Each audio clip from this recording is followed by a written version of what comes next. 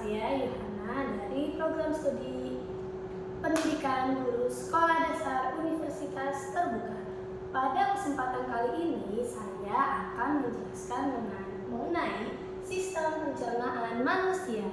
Yuk saksikan penjelasannya. Jadi sistem pencernaan itu adalah sistem yang mengolah makanan kita yang masuk lalu menjadi energi dan juga nutrisi yang berguna untuk tubuh kita.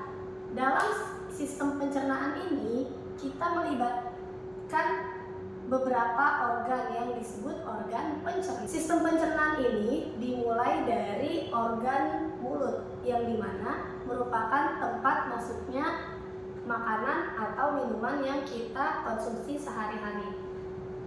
Ini bagian mulut.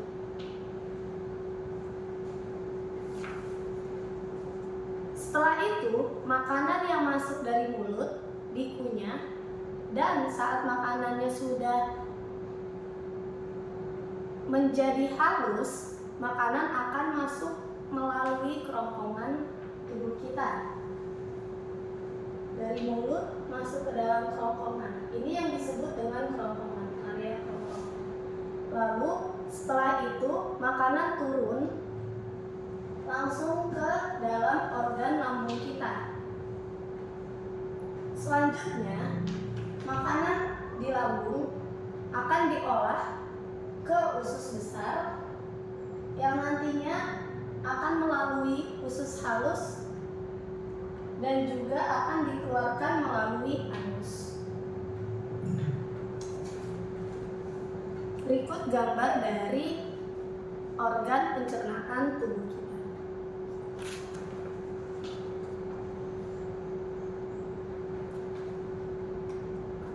Mulut. Bagian mulut merupakan organ pertama yang dimasuki oleh makanan atau minuman yang kita konsumsi.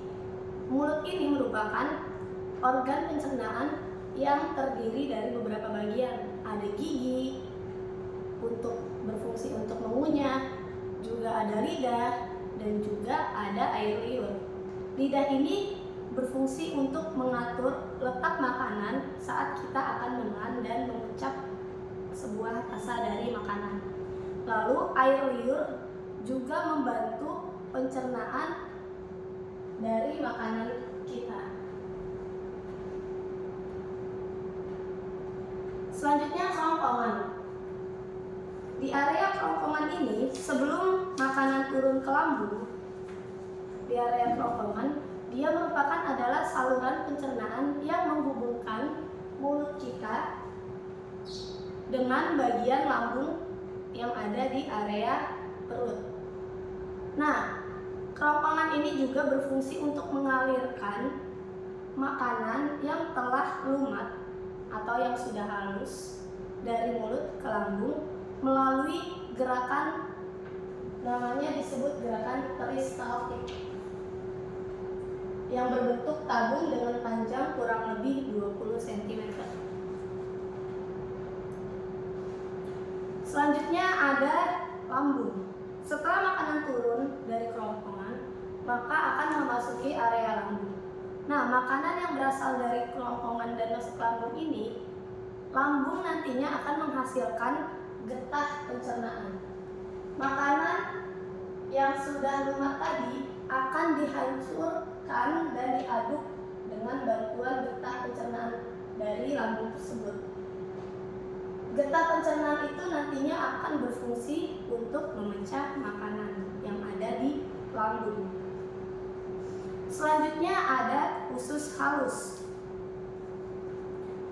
Makanan dari lambung akan diteruskan ke dalam melalui usus halus, yang dimana usus halus ini nantinya makanan akan dicampur dengan getah pankreas dan juga namanya getah empedu. Makanan yang telah tercampur tadi akan diremas oleh otot-otot yang ada di usus halus.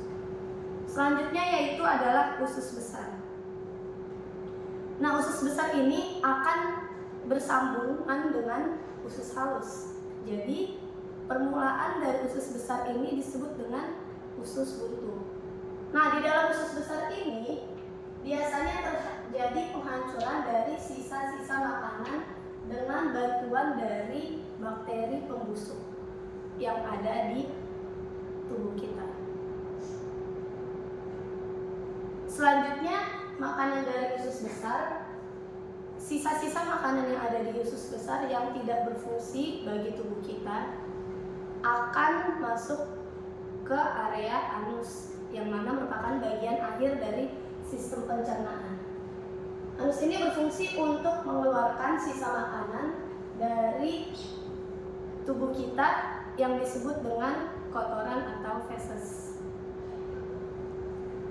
Selanjutnya, di dalam sistem pencernaan terdapat beberapa enzim. Yang pertama adalah amilase, yang kedua protase, yang ketiga adalah lipase, yang keempat ada laktose dan sukrase, yang kelima adalah maltase. Fungsi dari enzim ini memiliki fungsi, yaitu amilase untuk karbohidrat, lipase untuk lemak. Lalu enzim protase seperti tripsin dan pepsin itu untuk protein. Untuk enzim laktase dan sukrase, dia berfungsi untuk memecah gula, susu, dan juga gula tebu. Selanjutnya, terakhir ada enzim maltase yang berfungsi sebagai memecah maltosa dari pati.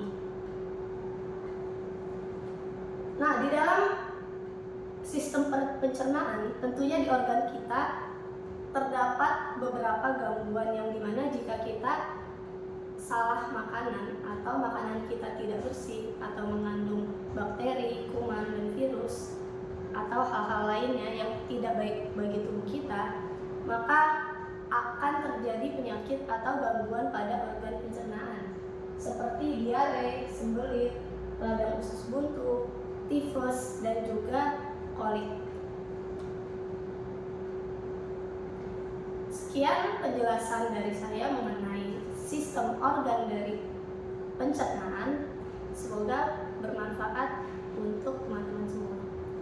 Terima kasih.